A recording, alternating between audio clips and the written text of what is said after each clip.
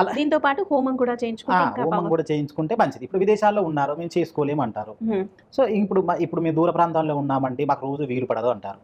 So ఇప్పుడు వాళ్ళ పేరు మీద ఈ 9 రోజులు కూడా వాళ్ళ ప్రాబ్లం ఏమేమి ఉందో ఆ ప్రాబ్లము 9 రోజులు కంటిన్యూగా వాళ్ళ పేరు మీద హోమం చేపిస్తాము ఓకే. ప్రతిరోజు. పైగా ఇప్పుడు మళ్ళీ మీరు హోమానికి మీరు టికెట్ బుక్ చేసుకున్నారనుకోండి, అంటే మీకు జాతకం చూస్తాము, ఇందులోనే ఫ్రీగానే చూస్తాము ఈ టికెట్లో. సో ఈ విధంగా చూసేసి మీకు ఈ ప్లానెట్ బాగాలేదమ్మా, మీకు ఈ విధంగా ఉంది, ఆ ప్లానెట్ సంబంధించిన పూజ జరుగుతుంది. మీరున్న అతి తీవ్ర పరిస్థితులు ఉంటారు కదా, ఏ ప్రాబ్లమ్స్ ఉన్నారో దాని గురించి కూడా మీ 9 రోజులు పూజలు పెట్టడం జరుగుతుంది. మీ 9 రోజులలో అంటే మీ 9 రోజుల పూజలలో మీకు ఎప్పుడైనా వీలుంటే, మీరు దగ్గరలో ఉంటే ఈ 9 రోజుల్లో వచ్చేసి మీరు పూజలో పాల్గొనవచ్చు, ఏదైనా ఒక రోజు.